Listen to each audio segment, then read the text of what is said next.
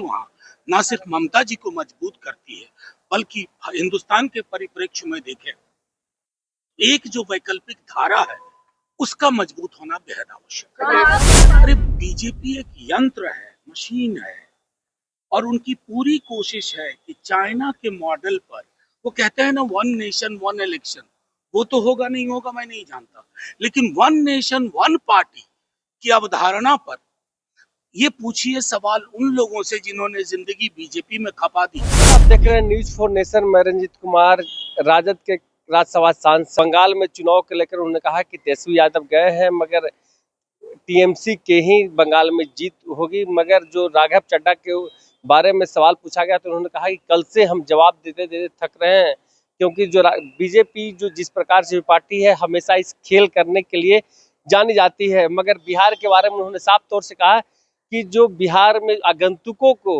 मौका दिया जा रहा है, मगर जो उस पार्टी का काम करने वाला वर्कर है, काम करने वाले क्या कुछ कहते नजर आ रहे हैं। राज्यसभा सांसद आरजेडी मनोज झा छोड़े जाते हैं तमाम बयान के साथ। यादव लगातार रोड शो कर रहे हैं सर, बंगाल में भारी भीड़ देखने को मिल रहा है। देखिए बिहार को ठगा गया है, बंगाल को ठगने के प्रयास किए। देखिए उन्होंने एक महत्वपूर्ण बात कही, खास करके बिहार के जो लोग वहाँ कार्यरत हैं उनके माध्यम से, कि बंगाल का चुनाव महज बंगाल का नहीं है और हिंदुस्तान के फेडरल कैरेक्टर का क्या स्वरूप रहेगा वो है। और उस दृष्टिकोण से तेजस्वी जी की मौजूदगी वहाँ ना सिर्फ ममता जी को मजबूत करती है, बल्कि हिंदुस्तान के परिप्रेक्ष्य में देखें, एक जो वैकल्पिक धारा है उसका मजबूत होना बेहद आवश्यक है। आम आदमी पार्टी छोड़ दी और अब उनके साथ और भी जो बीजेपी ज्वाइन किया है। मैं बता रहा हूँ, कल से मैं इस सवाल का जवाब देते देते परेशान हूँ। क्यों इतना शब्द खर्च करते हैं हम लोग कि बीजेपी में शामिल हो गए।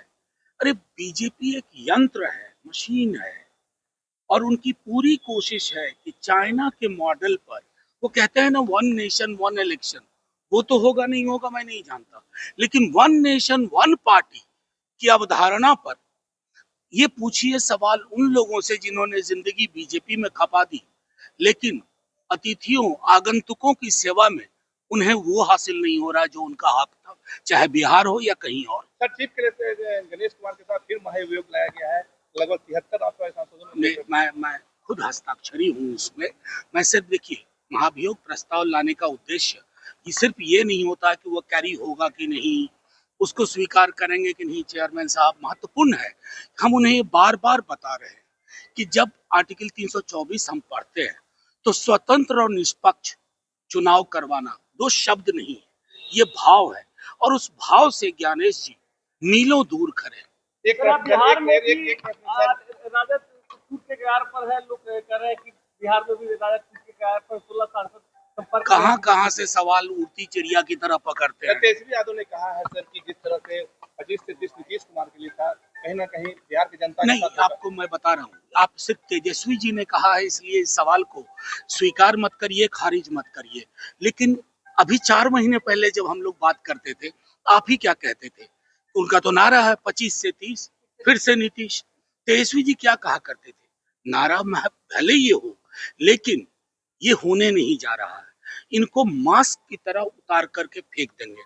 आप बिहार की उस आवाम से पूछिए कि उनके मैंडेट का ये चीरहरण है या नहीं है, क्योंकि दो तरह के सीएम होते हैं, एक होते हैं मैंडेट वाले, एक होते हैं